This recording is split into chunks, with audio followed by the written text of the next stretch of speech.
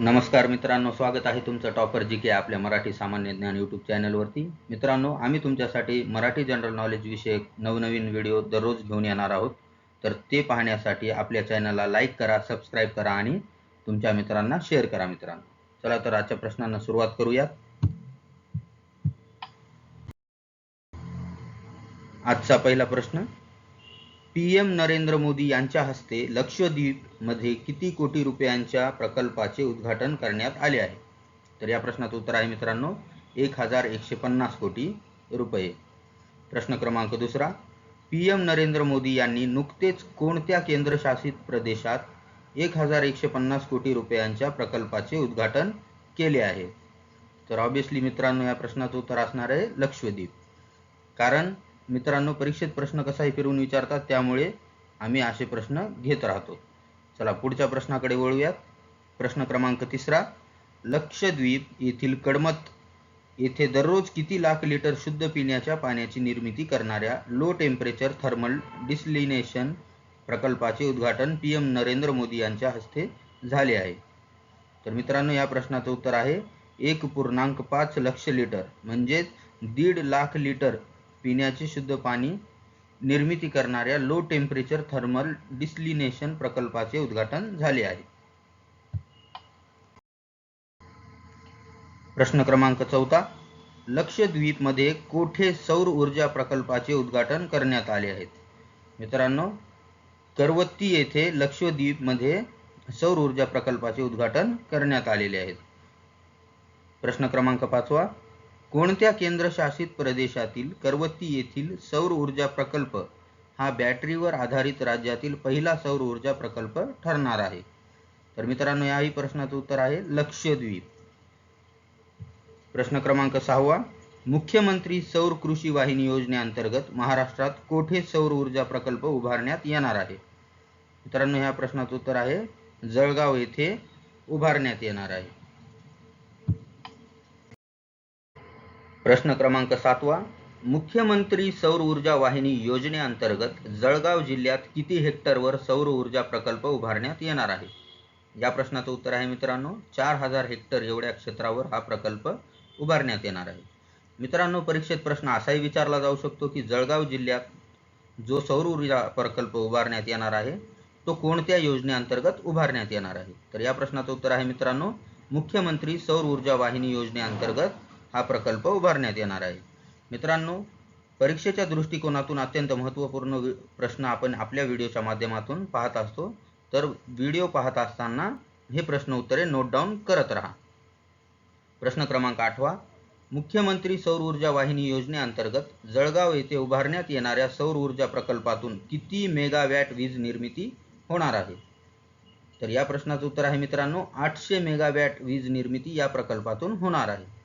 प्रश्न क्रमांक 9वा, 2023 या वर्षात जगात सर्वाधिक कामगार कपात कोणत्या देशात झाली आहे?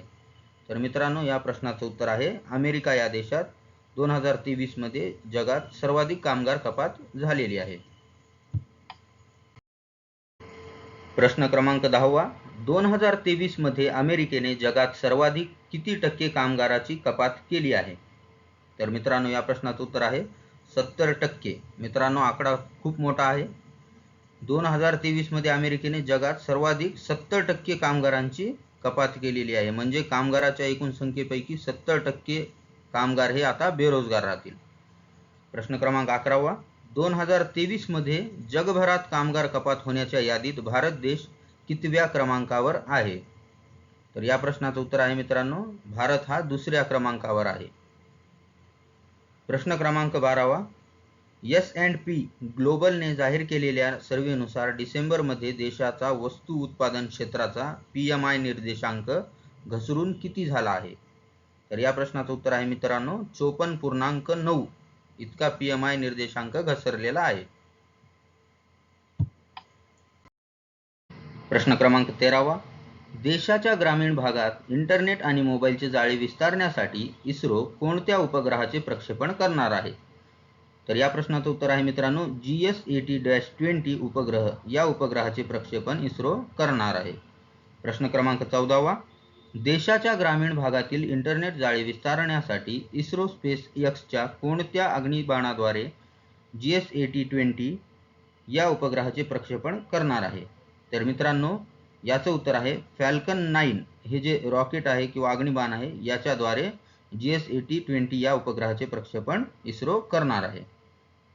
प्रश्न क्रमांक 15वा, स्पेस एक्सच्या फॅल्कन 9 रॉकेटद्वारे इस्रो प्रक्षेपित करणाऱ्या GSAT-20 चे वजन किती किलो आहे? तर मित्रांनो, या प्रश्नाचं उत्तर आहे 4700 किलो इतके वजन आहे. प्रश्न क्रमांक 16वा, लॅन्सेट नियतकालिकेच्या अहवालानुसार कॅन्सरने मृत्यू होण्यात आशिया खंडात भारत कितव्या क्रमांकावर आहे? तर मित्रांनो, या प्रश्नाचं उत्तर आहे आपला भारत दुसऱ्या क्रमांकावर आहे.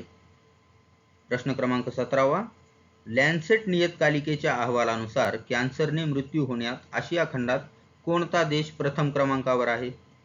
तर या प्रश्नाचं उत्तर आहे मित्रांनो चीन हा देश प्रथम क्रमांकावर आहे.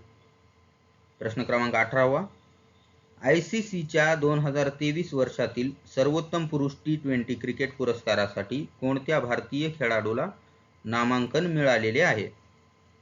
तर या प्रश्नाचं उत्तर आहे मित्रांनो सूर्यकुमार यादव या खेळाडूला नामांकन मिळालेले आहे. प्रश्न क्रमांक 19वा, पहिले साहित्यरत्न अण्णाभाऊ साठे साहित्य कला संमेलन कोठे आयोजित करण्यात आले होते? तर मित्रांनो, या प्रश्नाचं उत्तर आहे पुणे. पुणे येथे पहिले साहित्यरत्न अण्णाभाऊ साठे साहित्य कला संमेलन आयोजित करण्यात आलेले होते. प्रश्न क्रमांक 20वा, पुणे येथे आयोजित करण्यात आलेल्या पहिल्या साहित्यरत्न अण्णाभाऊ साठे साहित्य कला संमेलनाचे अध्यक्ष कोण होते? तर मित्रांनो, विश्वास पाटील हे पुणे येथे आयोजित करण्यात आलेल्या पहिल्या साहित्यरत्न अण्णाभाऊ साठे साहित्य कला संमेलनाचे अध्यक्ष होते. प्रश्न क्रमांक 21वा, कोणत्या राज्याच्या सरकारने 22 जानेवारी हा दिवस ड्राय डे म्हणून घोषित केला आहे? तर मित्रांनो, छत्तीसगड हे या प्रश्नाचं उत्तर असणार आहे.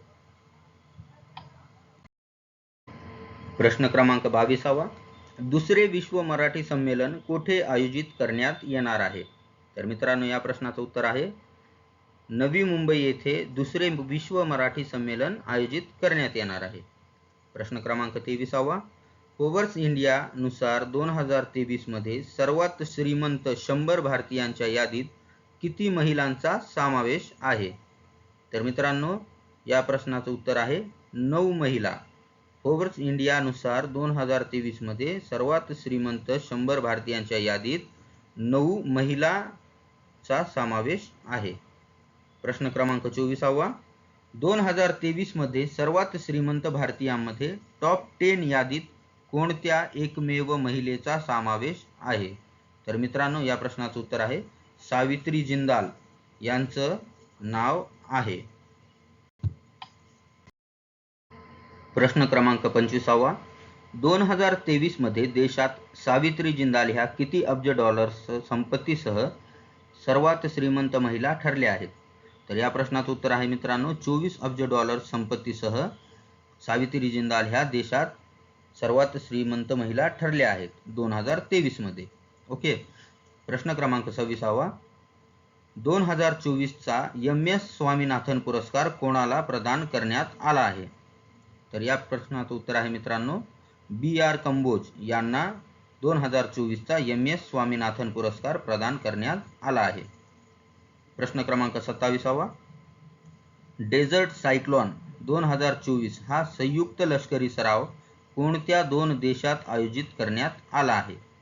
तर या प्रश्नाचं उत्तर आहे मित्रांनो भारत आणि UAE युनायटेड अरब अमिरातीज या 2 देशात हा लष्करी सराव आयोजित करण्यात आला आहे.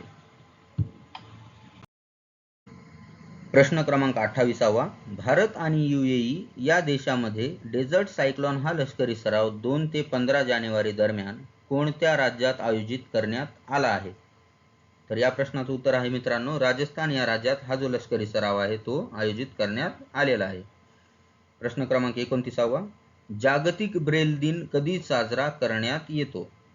तर या प्रश्नाचं उत्तर आहे मित्रांनो 4 जानेवारी रोजी जागतिक ब्रेल दिन साजरा करण्यात येतो?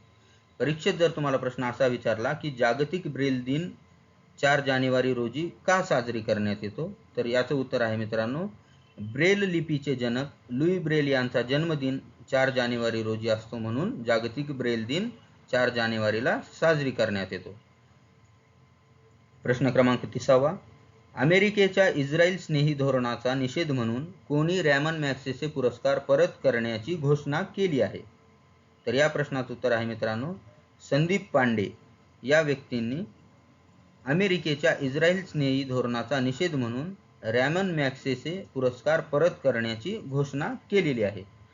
मित्रांनो, तुम्हाला आमचे प्रश्न उत्तरे कसे वाटतात हे कमेंट करून नक्की सांगा.